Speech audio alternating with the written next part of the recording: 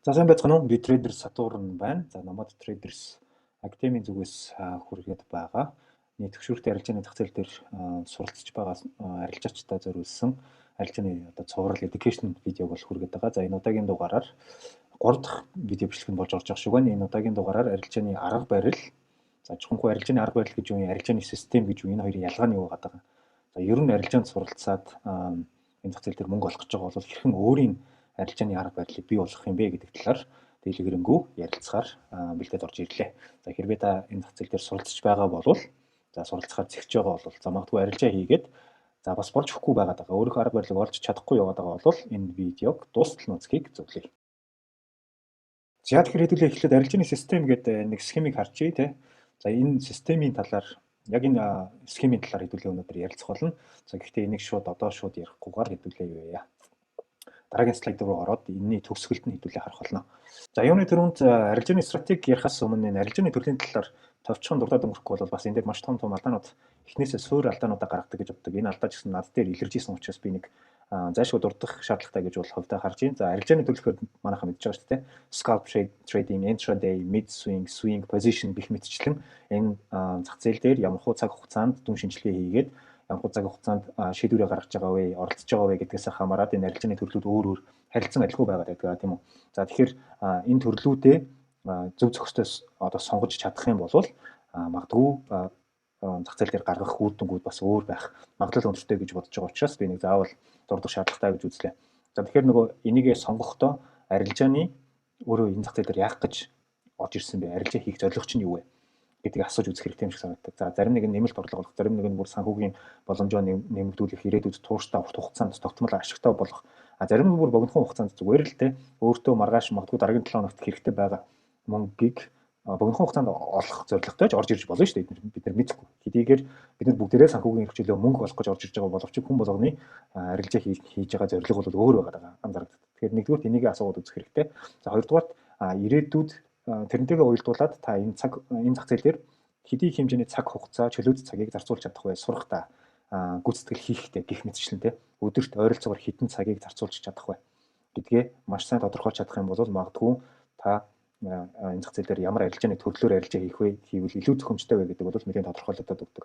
За монголчуудын хувьд бол дийлэнх нь ажлынхаа хажуугаар хийж байгаа дийлэнх нь intraday mid swing төрлийн арилжаанууд за тэр тусмаа бүр scalp арилжаанууд хийдэг харагддаг. Тэгэхээр үнэхээр зарим нэг тохиолдолд scalp төрлийн арга барилыг swing төрлийн арга барил сурчаад scalp-аар хийх гэдэг нь бидний том алдаа болж өгдөг юм билээ. За жишээлбэл над дээр гарч ирсэн за эхний 2 жилийн зах зээл дээр суралцаад эхний 2 жил би өөртөө ямар нэгэн өөрийнхөө зам төлөвт ямар ч тохироогүй арга барилыг сонгоцсон явж байсан бол би сүүлд мэдсэн. Тэгэхээр 3 дахь сэдв бол өөрийн сэтгэл зүй болон зам төлөв, зан характер та ямар зан характертай хүн бэ те? Танд өөрт чинь ямар чадварууд байна вэ? Хурдан шийдвэр гаргах чадвартай юу? Эсвэл төвчээртэй юу, төвчээргүй юу, хүлээцтэй юу, хүлээцгүй юу те? Богинохон хугацаанд үр дүн харахыг хүсдэггүй гэх мэтчлэн биднэрт байгаа энэ дотоодд байгаа зам төлөвөө бас харгалзаж үзээд ямар хуу төрлийн арилжаа хийх вэ? Төрлөөр арилжаа хийх вэ гэдгээд сонгох юм бол илүү л зөв сүртэй болж өгөх гэдэг харагддаг. За миний хувьд бол яг эхний 2 жилдээ түрүүн хэллээ те swing төрлийн арга барилаар суралцаад ашиг олох гээд яваад байдаг. Нэг л тогтмол болж өгөхгүй яваадсэн. За тэгээд сүүлдээ бол алдаа хаана байгааг бол үндсэндээ бол ойлгосон. Нөгөө нэг арилжааны арга барилд маань миний зан характер юусоо тохирж өгөхгүй байгаа гэсэн те. Өөрөө би маш богинохон хугацаанд үр дүн харахыг хүсдэг тийм төрлийн төвчээр муутай тийм төрлийн хүн байсан байгаа юм л. Тэгэхээр нөгөө swing төрлийн арилжааны арга барилаар үзээд байдаг. Нөгөөт нь доктортой тогтмол гоё нэг л жигтгэн болж өгөхгүй яваадсан ийм шалтгаантай байсан. Тэгэхээр залуучууд маань энийг бас харгалзаж авч үзээрэй. Арилжааны систем арга барил гэдгийг мэдхээс өмнө энэ арилжааны төрлөө ингэж энэ 3 зүйл дээр уялдаа холбоотой сонгож чадах юм бол илүү төхөмтэй нэмэртэй байх болов уу гэж би хувьдаа харж байгаа шүү. За дараагийн слайд. Арга барил стратеги гэж юу юм бэ те? За бид нар энэ зах зээл дээр орж ирэнгүүтэл нөгөө зах зээл хэрхэн яаж ажилтیں۔ За ер нь бол зах зээлийн бүрэн ойлгоогүй байж ижил ерөөсөө шууд хин нэгний арга барилыг суръя л гэж арга барилын л эрэлт гардаг те нэг эрдэнсийн сангийн түлхүүр яг те цоож түлхүүр хайж байгаа мэтэр л ерөөсөө яг нэг арга барилыг л олоо сурчих юм бол ерөөсөө супер ашиг хийх энэ зах зээл дээр алах юм байна гэж бодож яваад байдаг. За энэ маань бас өөрөө бас нэлийн учир дутагдaltaй байгаа юм. За яагаад вэ гэхээр арилжааны стратеги гэж юу юм бэ те? За ямар нэгэн энэ зах зээл дээр давтагдах магадaltaй зүү тогтлыг таньж тодорхойлоод тодорхой нөхцөлд ороод гардаг ийм логик загварчлал байгаад байгаа. За мэдээж энэ дотор бол эрсдлийн менежмент гэх мэтчлэн зүйлүүд бол орно л доо. Гэхдээ ерөнхийдөө энгийнээр тайлбарлахад бол хизээ орох уу, хизээ гарах уу гэдэг л ийм загварчлал байгаад байгаа. Тийм үү, арга барил гэдэг маань. За тэгээд бидний хамгийн түрүүн яриадсан алдаа бол шууд хин нэгний арга барилыг сураад шууд хуулбарлаад мөнгө олох гэдэг. Гэтэл нэг түрүүн уул нь ярьж ирсэн шүү дээ. Арга барил гэдэг чинь аль болох хөв хүний өөрийнх нь зан характер гэх мэтчлэн зүйлүүд дээр суурилж өгөхгүй болвол бас ингээд бүрэн яг цав ингээ бүрэн гоё үр дүнгээ өгж ажилдаггүй. Тэгэхээр бид нар юу дутуу хийгээд байдаг вэ гэхээр хамгийн нэгдүгээрт нөгөө хин нэгнээс суралцсан хүнийхээ арга барилыг туршиж үздэг, шууд хуулбарладаг гэсэн үг. За туршиж үзэхэд яа гэвэл тест хийдэг, бак тест хийдэг те нөгөө нэг статистикийг гаргаж авах шаардлагатай. Энэ ажлыг бол хийдэггүй. За өөрт тохируулан өөрчлөлт хийх гэж энэ дөрөвний нөгөө зан характер өөрийнхөө цаг зав гэх мэтсэн зүйл өөрчлөлт хийвэл илүү зүгээр байдаг байх нь байна. За арга барилаа байнга өөрчилдөг те нөгөө нэг арга барил сурчаал нөгөөх нь болж бүтэхгүй байгаад ах юм бол шууд за энэ өстө ашиггүй арга барил байна. Нэг бол би ажиллаж чадахгүй юм байна гэдэг ч юм уу. Ингээд өөрчлөлт хийхгүйгээр шууд арга барилаар богинохон хугацаанд өөрчлөлт яваад байдаг. Уул нь бол нэг арга барилыг бариад суралцаад өөртөө тохируулаад ингээд явах юм бол өөрчилж чадаад ингээд явах юм бол арга барил болгоно л бүгдээрээ өөр ингэсэн илүү даваа талтай стратеги үзүүлэлттэй байгаад байгаа шүү дээ. Гол нь танд аль нь илүү тохирох вэ гэдгийг л олчих юм бол нэг арга барил дээр илүү төвлөрж нөгөөтөн дээр ажиллаж явах юм бол илүү сайжраад явах ийм магадлал нэмэгдэх гээд байгаа маа. За тэгээд зарим хүмүүс бол бүр ямар нэгэн арга барил тодорхой байхгүй маш замбраагүй арилжаа хийдэг. Энэ маань юу вэ гэхээр нэг арга барил биш нэг дансан дээр одоо маш олон төрлийн арга барилын нөхцөл байдлуудыг харгалзаж үзэж шийдвэр гаргадаг тий. Одоо юу гэдгийг олон арга барилыг нэг дор ашигладаг гэсэн. Тэгэхээр нөгөө нэг арга барил болгон чинь өөр ингэсэн тусдаа статистиктай байгаад байдаг. Нэг юм нэмж орж яваад холиод ингээд явахаар нөгөө нэг дансан дээр үзүүлэх бодит үр дүн ерөөсөө зөв гарч ирдэггүй гэсэн. Тэгэхээр нэг дансан дээр туршиж үзэх гэж байгаа бол нэг л арга барилыг одоо илүү туршиж үзэж ашиглаж хэрэгжилж явах нь илүү зүйтэй. За тэгээд нөгөө явандаа нөгөө арга барил нь ямар арилжааны бүтээгдэхүүн дээр хүртэл илүү сайн магадлалтай статистиктэй ажилладаг вэ гэдгийг хүртэл ингэж гаргаж авах шаардлагатай байгаад байдаг. Гэтэл бид нар бол ерөөсөө шууд хамгийн том алдаа бол юу гэх нү те. За энэ хүн л энэ арга барилаар мөнгө олж байгаа юм чинь энэ бол супер арга. Би энийг л супер сурчих юм бол энэ зах зээл дээр их хэмжээний мөнгө олох гэдэг санхүүгийн эрхчлөлөнд хүрэх гэдэг ингээд нөгөө арга барилаа шууд ингээд муухгаар модонгоор шууд хуулбарладаг нь бидний хамгийн том алдаа байдаг шүү. За тэгэхээр сая бас товчхон дурдаад өнгөрлөө. За тэр арга барилуудыг хэрхэн турших юм бэ гэж чинь те. Хамгийн нэгдүгээр бак тест хийж үзэж турших хэрэгтэй. Тэр арга барил үнэхээр ажилтсан юм уу? Зах зээл дээр ямар хуу магадлал статистиктэй ажилдаг вэ гэдэг энэ тон үзүүлэлтээр гаргаж авахын тулд хамгийн нэгдүгээрт бак тест хийж үзэх хэрэгтэй. Өөрт чинь хурж ийн үгүй юу гэдгийг харах хэрэгтэй. Тэр статистикийг гаргаж авах хэрэгтэй гэсэн үг тийм ээ. За тэгээд тэр үүний дараагаар үнэхээр болоод их юм forward testing буюу за демо дансан дээр яг одооний live буюу demonstration дансан дээр өөрөө арилжаа хийж үзэх хэрэгтэй. За магадгүй энэ дээр давхар зөвлөх юм бол одоо юу гэдгийг бага хэмжээний $100 ч юм уу маш бага хэмжээний өөрийн капитал арц нэглээд тест хийж болно. Яагаад вэ гэхээр дийлэнх суралцж байгаа залууд шууд демо донсыг маш дутуу үнэлдэг. Нөгөө бодит мөнгө биш болохоор энэ дээр маш дутуу ажил хийгдээд байгаа анзаардаг. Тэгэхээр үнэхээр тийм санагдаад байх юм бол магадгүй $100 ч юм уу магадгүй маш $50 ч юм уу. За бүр болохгүй бол одоо профирмуудын хямдхан $36 $5,000 одоо арилжих баланстай профирмуудын чаленжийн асуудал байж байгаа. Тэрэн дээр ажиллаж үзэх гэдэг ч юм уу. Яг ингээд өөрийнхөө мөнгийг оруулаад ирэхээр нөгөө сэтгэл зүй гэдэг зүйл их орж ирээд байдаг учраас тэр энэ хоёрыг бас сонгоод хийчихвэл бас зүгээр. Тэгхгүйгээр нөгөө демо дансыг бол хүмүүс бол жоохон үл тоогсруулаад байдаг те. За хэрвээ тэгж бодож явах юм бол саяны хоёр аргыг хэрэглээд үзээрэй. За forward testing дээр бол илүү нөгөө нэг бодит зах зээл дээр лайв одоо зах зээл ажиллаж явах үед та тухайн арга барилынхаа нөхцөл байдлыг олж илрүүлж чадж гин үгүй юу? Түүн дээрээ тулгуурлаад шийдвэрээ гаргаж чадж гин үгүй юу? Гүйцэтгэл тал дээрээ илүү тэр арга барилыг ашиглахдаа үнэхээр болж гин үгүй юу гэдгийг харж үздэг юм тест байдаг. Бусдаар бол нөгөө мөнгө олох нөгөө одоохондоо мөнгө олох биднэрт бол чухал биш байгаад байгаа байхгүй. Энэнгүүр болохоор байна уу мөнгө олж болохоор байна уугүй юу гэдгийг ийм аргуудаар одоо туршиж үзчихийж нөгөө арга барилаа ирээдүйд хэрэглээд явах хэрэгтэй л гэсэн утга санааг ярих гэдэг гэсэн. За тэгээд нөгөө forward test-эн дээр илүү нөгөө арга барил чинь танд тохирохгүй бол энэ дээр өөрөө бас тохиргоо хийж өгөх боломжтой үе шат байгаад байдаг тий. За тэгээд мэдээж энэ хоёр тестинг хийж явах явцтай арилжааны журнал тэмдэглэл гэдэг зүйлийг заавал хөтлөд явах юм бол илүү нөгөө таны хүсэж байгаа тоон статистик үзүүлэлтийг бодитоор илүү гаргаж харж болдог. Танд тохирж гин үгүй юу гэдгийг харж болдог. За тэгээ үнэхээр нөгөө журнал дээрээс юугийн сайжруулж чадах юм бол за магадгүй энэ арга барил биш. Танд өөр төр чинь гарч ирж байгаа асуудлууд бий болж болно те. Нөгөө гүйцэтгэлийн тал дээр. Тэгэхээр энэ дээр арга барил дээр алдаа байна уу? Өөрт чинь таны гүйцэтгэл дээр алдаа байна уу үгүй юу гэдгийг хүртэл харахын тулд давхар одоо энэ арилжааны тэмдэглэл гэдэг зүйлийг хийгээд дүгнэлт гаргаад ингээд сайжруулад явах юм бол арга барил гэдэг зүйлийг бол илүү өөрийн болгох энэ зам руугаа одоо энэ процессыг хийгээд явах хэрэгтэй гэсэн. За тэгээд ер нь бол арилжаанд нэг үр дүн гаргахын тулд эхлээд нөгөө стратеги баталгаажуулаа гэж тийм. Тэгээд дараа нь түүнийг системд байршуул гэж. За энэ системийн талаар хэдүүлээ үргэлжлүүлээд энэ видеоны туршид яригдах болно. За тэгэхээр нөгөө арга барил гэдэг маань өөрөө нөгөө заавал ингээд 100% үнэн байх шаардлагагүй те тухайн үед алдаж болно. Одоо бид нар мэдчихэж байгаа ч те 10 арилжаа хийхэд 5-д нь алддаг, 4-д нь алддаг, 6-д нь ондогч гэдэг юм эсрэгээрээ байдаг ч юм уу. 100% ондог, 100% супер байх та биш. Арга барил бол биднэрт статистикээр тулгуурласан, магадлалын онол дээр тулгуурласан зүйл байж байгаа учраас 100 удаа 1000 давтахад тодорхой хэмжээний давтагдах магадлалтай статистиктай тийм ашигтай байх логик ийм системийг л бид нэр өөрсдөндөө бий болгох гэдэг байгаа. Учираас арга барилыг ингэж бас өөр юм болгох гэж оролдвол их зүгээр юм аа гэж. За ингээд хэдүүлээ нэлээд одоо тодорхой хэмжээний цаг хугацаа зарцуулаад энэ процессыг хийсний дараагаар гүйцэтгэл хийх шаардлагатай болдог тийм. Одоо хэдүүлээ арга барилтай болсон гэж бодъё л та тийм. Энийг яг мөнгө олохын тулд арилжааны зах зээлээр хэрхэн гүйцэтгэж явдггүй бид нар ямар алдаанууд гаргаад байна гэдгийг бас хүндэд ярьчих. За хамгийн нэгдүгürt бол мэдээж дүн шинжилгээ хийгээд төлөвлөгөө гаргадаг тийм үү. Төлөвлөгөө гаргахад биднээс зайлшгүй нэг чадвар шаарддаг нөгөө хүлээх чадвар тийм. Ямар нэгэн одоо зах зээл дээр дүн шинжилгээ хийчээд нөгөө өөрийнхөө арилжааны арга барилын сетапын дагуу нөгөө нөхцөл байдал бүрддгийг хүлээж ийж нөгөө төлөвлөгөөнийхөө дагуу дүрмийнхаа дагуу арилжаа хийж гүйцэтгэдэг. Тэгэхээр энэ хоёрын хооронд арилжаач нөгөө хүлээх чадвар байхгүйгаасаа болоод магадгүй сэтгэл зүй, шунал зүйлүүдээс уялдаа холбоотой FOMO гэх зүйлүүдээс уялдаа холбоотой шууд юм мэдрэмжээр сэтгэл хөдлөлийн emotional trade арилжааны шийдвэрүүдийг гаргаад эхлэх юм бол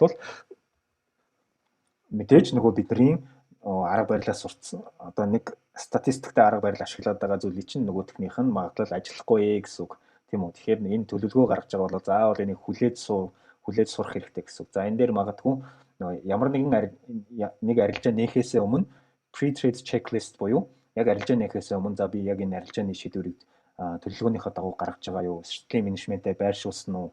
Лото яг нөгөө систем менежментийнхаа дагуу тааруулж орсон уу?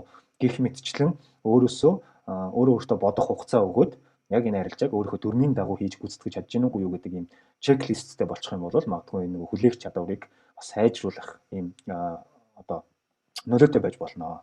За хоёрт нь бол сэтгэл зүйн асуудал гарч ирдэг тийм. За мэдээж нөгөө арга барил статистик бол нэг 20%, за бусд нь бол 70-80%, за бараг 90% сэтгэл зүйн асуудлуудаас болоод энэ шийдвэрийг одоо маш сул гаргаад байна, алдаатай гаргаад байна гэдэг ярианууд бол нэлээд явагддаг. Энэ бол угаасаа яг тийм зүйл болоод байдаг. За арилжааны яг сэтгэл зүй гэхээр яг юу байгаа юм те айц шунал хоёр л байгаад байгаа.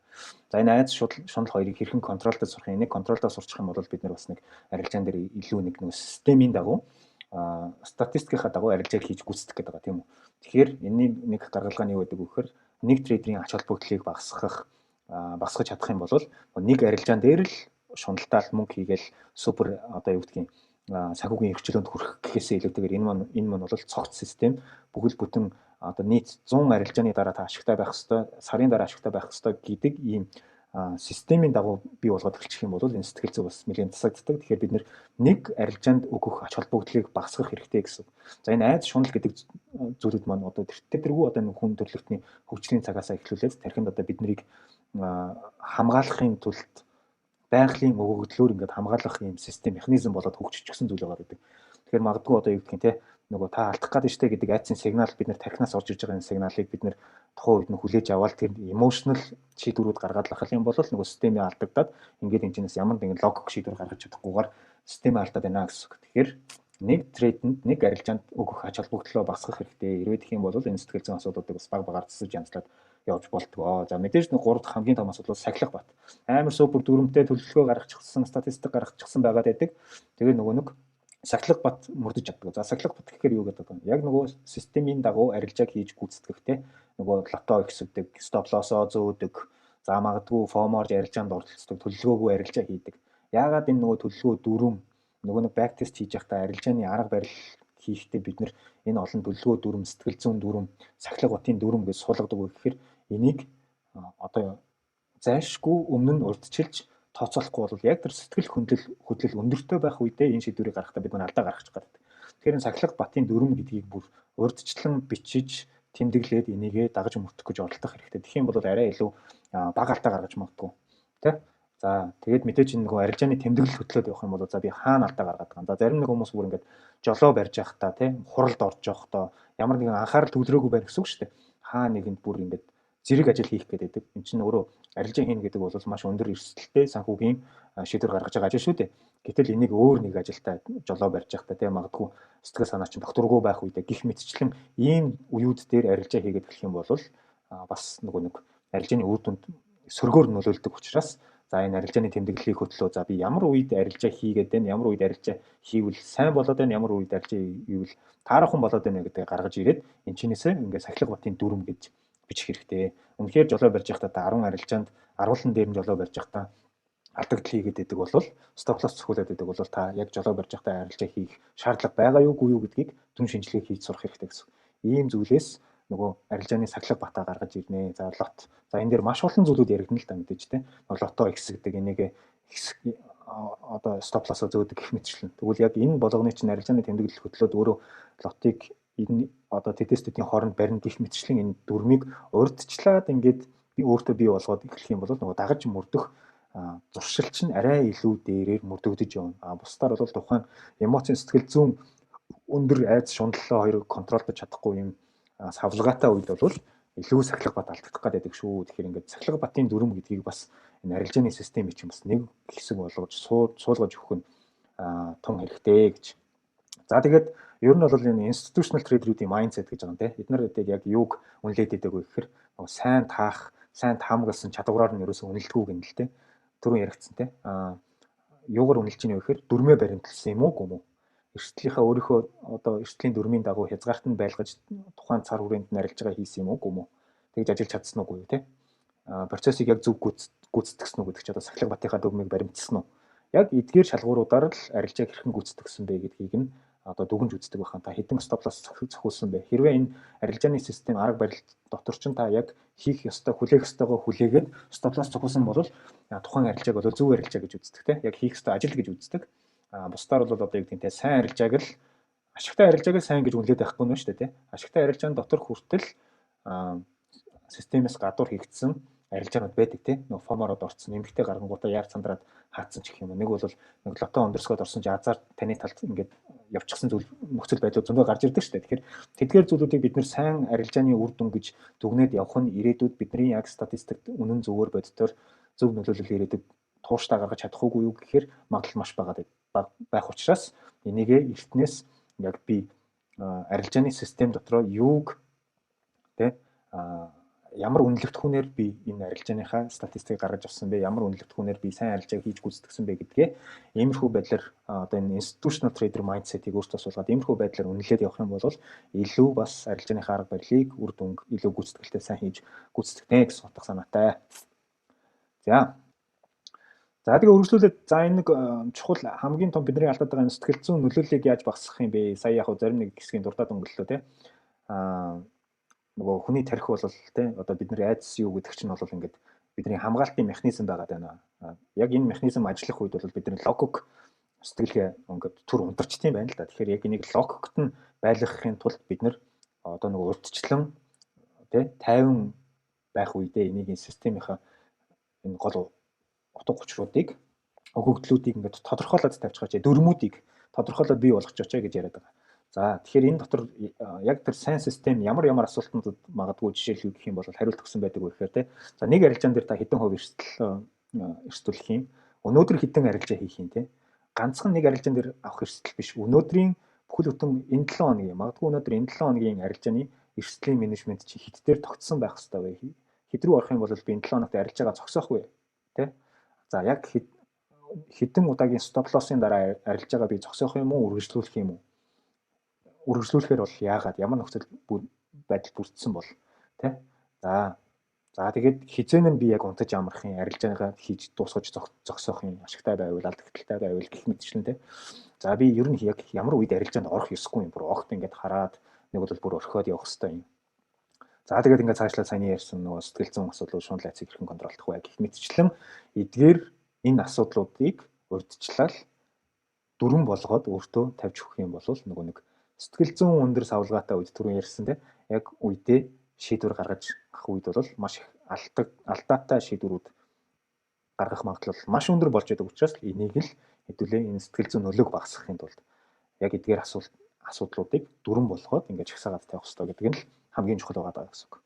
За жоохон тойруулаад ярьчихлаа тий. Саяныхыг давтаад ярьчих шиг боллоо. За тэгээ процесс гэж байгаа маа. За ингээд сэтгэл зүйн асуудлууд мэдээж нэг богинохон хугацаанд арилахгүй л дээ. Яг нь статистиктэй арга барилтаа болчлоо гэж бодоход энийг гүйцэтгэл дээр саяны яригадаад байгаа гүйцэтгэл дээр юун дээр нь анхаарч явж явах вэ гэхээр за би яг ямар ажлууд миний хийгдэж байгаа ажлууд яг ямар хөө үр дүнтэй байна вэ гэдэг дүгнэлтээ гаргаж явах хэрэгтэй гэсэн.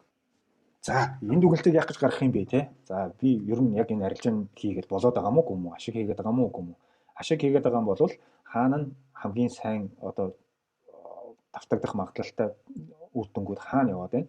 Алдаа гаргаад байгаа юм бол хаана яваад байна гэдэг зүйлүүдийг олж харах хэрэгтэй гэсэн. За тэр тусмаа хамгийн нэгдүгээрт давтагдаад байгаа алдаагаа олж илрүүлэх хэрэгтэй гэсэн. Яг энэ зах зээл дээр би юу нь болохгүй байгаа ингээ алдаагаа олж илрүүлэхэд дүгнэлт гаргах процесс чинь өөрөө таны алдааг гаргаад өгдөг гэсэн. За тэгэхээр ямарваа нэгэн ажил хөдөлмөр эрхлэхдээ за бид нэг тий дүгнэлт гаргаж ижил энийг цааш нь сайжруулах юм уу гүм үү гэдэг энэ процесс руу орно шүү дээ тий. Тэгэхээр хэрвээ тэнд алдаа байгаа бол нөгөө алдаагаа хүлээн зөвшөөрөөд цаашаага сайжруулах явц. За би энэ алдаа гаргаж байгаа юм бол одоо юун дээр анхаарах юм бол нөгөө хүлээх чадвартай юм уу? За нэг бол арга барил руугаа эргэж орж ирж тэр статистик магадлалыг ахиж төв шинжилгээ хийж үзэх үү? За тий өөр юу гэдэг юм стоп лосс дээр ажиллах уу юун дээр танд алдаа гараад энэ нөгөөтгөө олж илрүүлээд хүлээн зөвшөөрсөн бол энийг яаж засах вэ? Яаж засвал би ахаад энэс илүү сайн үр дүн гаргаж чадах вэ гэдэг яг энэ процесс руугаа орох хэрэгтэй гэсэн үг. За тэгээ мэдээж яг энэ болгоны ардталт бол ерөөсөө арилжааны журнал бол байнгын тэмдэглэлтэй тэнцэнээс л хамгийн том энэ сурах процессын хамгийн нэг хэсэг дүгнэлт хийх сайжруулах энэ ажлуудыг хийх бас нэг том ажил чинь ерөөсөө л тэр арилжааны тэмдэглэл хөтлөх байдаг шүү. Тэрийг бол заавал хийж яваарай. За School платформ дээр бол арилжааны тэмдэглэлийг хэрхэн хөтлөхийн темплейтүүд хийгээд оруулчихсан байгаа. School дээр бол ер нь маш их хэмжээний унших материалууд орцсон байгаа шүү. Манайд бас үнгүү joined-д орж ирээд уншаад сураад одоо сураад мэдлэгээд хэлээд явж болохоор байгаа шүү дээ. Энийг давхар дурдаад хэлчихье тий. За тэгээд мэдээж энэ болгоныг хийсний дараагаар тууштай байдал биднэрт хэрэгтэй байдаг. За тууштай ямар хүн тууштай байж чадах юм гэхээр зоригтой хүн тууштай байна гэж би хувьдаа боддог. Тийм учраас хамгийн нэгдүгürt би хүн болгон залуучууд энэ зах зээл рүү яах гэж орж ирж байгаа вэ гэдэг зорилгоо тодорхойлж бичээд тэрийг төлөвлөгөө болгоод би нэг тусдаа видео хийсэн ба шүү дээ. Тэрийг төлөвлөгөө болгоод за би ийм цаг хугацаанд ийм ажлуудыг хийж гүйцэтгэнэ, өөрийнхөө арга барилыг олно, энийг бэктест хийнэ, ийм статистик гаргаж авна гэх мэтчлэн энэ төлөвлөгөөт ажлуудаа жагсаагаад ингээд зорилготойгоор төлөвлөгөөтэйгөр энэ арилжааны зах зээлд суралцаад явах юм бол магадгүй энэ нөгөө тууштай байдлыг нэмэгдүүлж өгнө. За энэ ганцхан арилжааны зах зээл дээр ч бусад бүх салбар дээр яригдах ажиллах асуудал баг тийм. Ямарваа нэг зүйл дээр амжилт үр дүн тодорхой хэмжээнд гаргахыг хүсэж байгаа бол бид нар зайлшгүй давтамжтай зуршил тууштай хийдэг үйл процесс л биднэрт хэрэгтэй байгаа гэдэг. Тэгэхээр одоо тийм нэг удаа алдчихаар шантраалаа. За би өстө чадахгүй байна гэдээ хаяа явдаг. Магадгүй танд дараагийн ахаад 1 сар 2 сар өөрийгөө дайчлаад яг зөв асуудлууд дээр алдаан дээр одоо фокуслаад тэрийг засах гэж оролдоод явсан бол магадгүй танд үр дүн маш ойрхон хүлээж ирснийг үгүйсэхгүй. Тийм учраас өөрийгөө үнэхээр одоо юу гэдгийг за энэ зах зээлээс би болио чадахгүй байна гэдэг шийдвэр гаргахаас өмнө өөртөө ахин нэг боломжийг олгох талаар бас бодод үзэх хэрэгтэй. За хэрвээ ингээд одоо юу гэдгийг дундуур нь тийм одоо шантарлын үе гарах юм бол тэгж нэг үзэрэй гэсэн үг. За мэдээж энэ зах зээл бол үнэхээр надад тохирохгүй байна гэдэг шийдсэн хүмүүс бол мэдээж өөрийнхөө дараагийнхаа зорилгын төлөө тэмүүлээд явж байгаа зүйтэй. За юу гэж хэлэх гээд байна вэ гэхээр төгсгөлт нь альва нэг зүйлийг суралцаад цаг хугацаа зарцуулаад үр дүн гаргах гэж байгаа бол бид нараас энэ тууштай байдал зайлшгүй шаардлагатай учраас зорилготой төлөвлөгөөтэй тууштайгаар энэ зах зээл дээр бас цаг хугацаа зарцуулаад өөрийгөө жоохон дайчлаад суралцаад явах юм бол энэ боломжтой зах зээл тийм амар хүн болгоны хийж чаддгүй зах зээл бол биш. Мэдээж гэхдээ сурах одоо шаардлагатай чадварууд, мэдлгүүд, туршлагууд маш их ихээр байгаа. Цаг хугацаа үнэхээр шаардлагатай. Ямар зах зээл, ямар өөр мэрэгжилт юм биш гэж. Тэгэхээр энэ бусад мэрэгчлүүдтэй яг л адилхан зарцуулагдана. Тэгээд тууштай байдал бид нар хамгийн төгсгөлд нь хэрэгтэй байдгийг л онцолж хэлэх гэсэн. За тэгээд төгсгөлд нь за саяныхыг ахад базаад ярьчих те. Арилжааны систем нэг ийм одоо схем бий бол гаргаж чадбайгаа. За хамгийн нэгдүгээр арга барил юм байна. Тавчхан ярьлаа те арилжааны төрлөө ямар хөө байдлаар сонгох уу, стратеги яаж өөрийн бий болгож эхлээд туршиж үзээд яаж өөртөө тохируулж явах уу. За энэ дотор мэдээж нөгөө өөрийн цаг хугацааны болоод мөнгө санхүү гэх мэтчлийн эрсдлийн дотор бол ороод явж байгаа. За энэ арга барил гэдэг зүйл бол нэг юм сектор юм байна. Энэ бол зүгээр арилжааны системийн нэгэн хэсэг юм байна гэж харагдаж байгаа. За гүйцэтгэл дээр бол одоо юу гэх юм те нөгөө дүрмийг хэрхэн яаж сахилах баттайгаар одоо хэрэгжүүлэх вэ, гүйцэтгэх вэ гэдэг асуудлууд яригдана. Цахилгаан батыг яаж илүү сайжруулах уу? За сэтгэл зүй гэдэг энэ нэг том биднэрт төвөг болоод байгаа мөнгө хийхэд саад болоод байгаа энэ нэг новшийн зүйлийг яаж сайжруулахын те айц шунал гэдэг зүйлийг яаж сайжруулахын гэдэг дээр маш сайн анхаарах хэрэгтэй гэсэн үг. Хувь хүн болгоны зан характер өөр өөр байгаад байдаг.